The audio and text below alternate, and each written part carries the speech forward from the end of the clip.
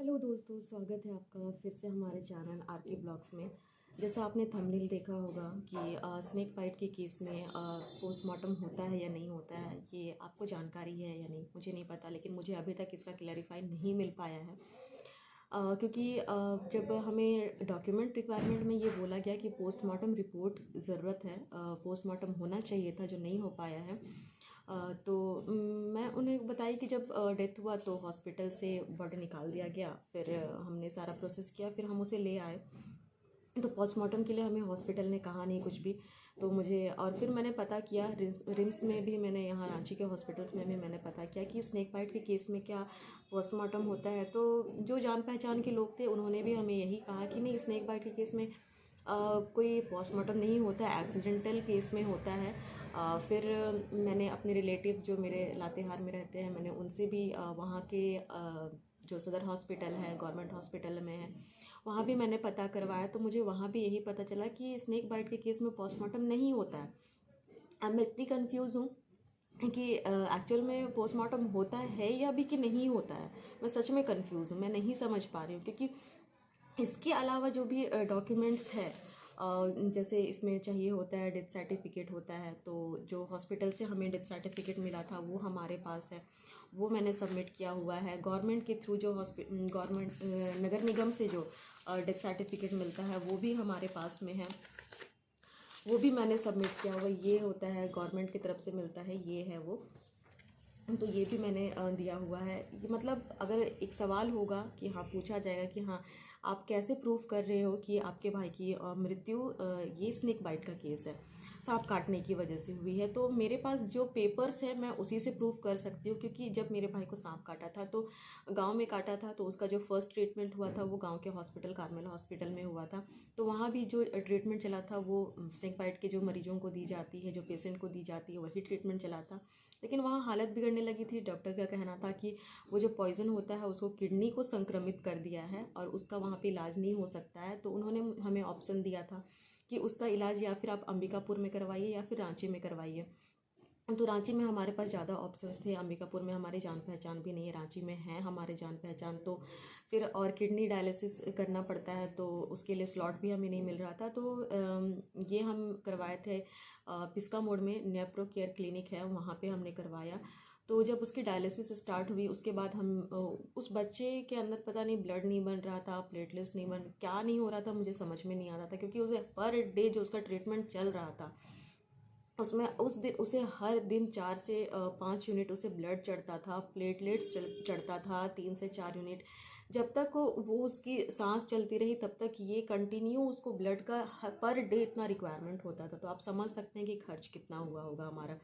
तो ये सारा होने के बाद जब उसकी स्थिति जब हम उसे कार्मेल हॉस्पिटल से रांची लेके आए, यहाँ पे पिस्का मोड़ में सुधार हो रहा था। फिर सडन उसकी तबीयत बहुत बिगड़ गई, वो सांस नहीं लेने सकने लगा। फिर उसके यहाँ पे पाइप वगैरह लगाया गया, उसे क्या कहते हैं मुझे नहीं पता। तो फिर उसे सांस देने के लिए तो फिर वहाँ से रेफ़र किया गया उसे गुरु नानक में फिर ट्रीटमेंट चला। फिर वहाँ भी उसे हर दिन ब्लड और प्लेटलेट्स चाहिए होता था। तो ब्लड के लिए तो बिना डोनर के आपको ब्लड नहीं मिलेगा। तो डोनर तो हमारे जो भी हैं फ्रेंड सर्कल में रिलेटिव्स हैं, सब ने हमारी बहुत हेल्प की है। तो कभी उसे कोई चीज़ की कमी नहीं हुई, ब्लड बोलिए, प्लेटलेट्स बोलिए, या फिर किसी भी चीज़ के लिए हमने कमी नहीं की। बट वो सरवाइव नहीं कर पाया। 11 तारीख को शाम तक में वो काफ़ी स्टेबल हो रहा था, उसका पल्स रेट स्टेबल हो गया था, ऑक्सीजन लेवल स्टेबल हो गया था। उसके हाथ में ऐसा लग रहा था कि हाँ, जान आ गई है। तो हमें लगा कि हाँ, वो ठीक हो जाएगा। बट वो रात 11 तारीख को रात के 2:21 में वो हमारे बीच नहीं रहा। फिर हमने जो प्रोसेस स्टार्ट किया, जो भी था वहाँ से हम लेके आए, फ्यूनरल वगैरह हुआ। देन हमको दूसरे तीसरे दिन हमारे पास जो लोग आए थे उन्होंने हमें बताया ये सारा प्रोसेस कीजिए, आप हो जाएगा। तो हमने प्रोसेस किया।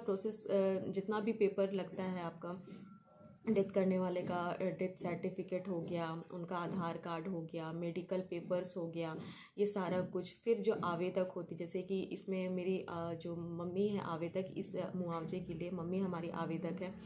तो इसमें मम्मी का सारा डॉक्यूमेंट लगेगा, Aadhaar card, PAN card, ration card, फिर पारिवारिक सूची हो गया, फिर FIR पेपर हो गया, मम्मी का जाति आवासीय हो गया, ये सारा पेपर्स लगता है। तो ये सारा पेपर्स जितना मैं बोल रही हूँ, पोस्टमार्टम रिपोर्ट को छोड़ करके बाकी सारा पेपर मेरा सबमिट है वीडियो सर के पास में।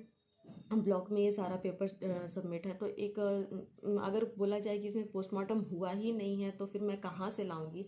और अगर अगर ऑप्शन नहीं है तो अगर लास्ट ऑप्शन ये भी बचता है कि हाँ कि ये तो कोई क्रिमिनल केस नहीं है कि मैं बॉडी वहाँ से निकलवाई और पोस्टमार्टम की, ये पॉसिबल नहीं है। लेकिन एक्चुअल में जो सवाल है कि स्नेक बाइट का जो केस होता है, सांप काटने की वजह से जो मौत होती है, उस सिचुएशन में पोस्टमार्टम होता है कि नहीं, मेरा सवाल ये है। अगर आप इस सवाल का जवाब दे सकते हैं तो मुझे प्लीज़ कमेंट करके ज़रूर बताइएगा। तो आज का हमारा टॉपिक यही था, मैं यही आपको बताना चाह रही थी कि इस केस में हमारे तरफ में झारखंड में हमसे मतलब यहाँ ये पेपर का रिक्वायरमेंट होता है। तो ये सारा कुछ मैंने सबमिट किया है। बस एक पोस्टमार्टम रिपोर्ट जो हमें ना ही हुआ ना ही मिला तो हम सबमिट नहीं कर सकते हैं। बस एज अ मतलब ये इस चीज़ को प्रूव करने के लिए जो भी चीज़ मेरे पास है, मेडिकल पेपर ही है जो प्रूव कर रहा है, डेथ सर्टिफिकेट है जो प्रूव कर रहा है कि इस बच्चे की मृत्यु स्नेक बाइट का केस है, सांप काटने की वजह से हुई है। बस हमारा यही बात है। और इतने लोगों से पूछने के बाद भी मुझे सच में नहीं पता चला है कि पोस्टमार्टम होता है कि नहीं होता। अगर दोस्तों आप लोग को जानकारी है तो प्लीज़ हमें इस चीज़ के बारे में जानकारी दीजिए कि स्नेक बाइट के केस में पोस्टमार्टम होता है कि नहीं। और YouTube से मेरी गुजारिश है कि ये एक बहुत ये ब्लॉग जो मैंने बनाया है ये मेरे अपने परिवार की कहानी है।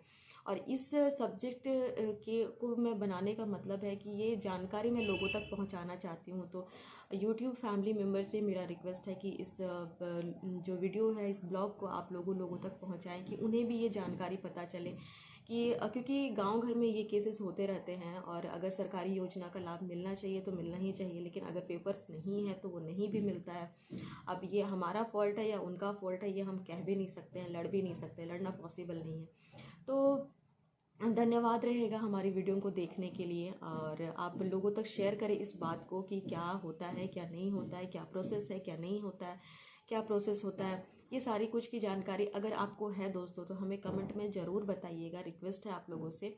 और तब तक आप अपना ख्याल रखिए, अपने परिवार का ख्याल रखिए। और हमारी वीडियो को देखने के लिए आपका बहुत बहुत धन्यवाद।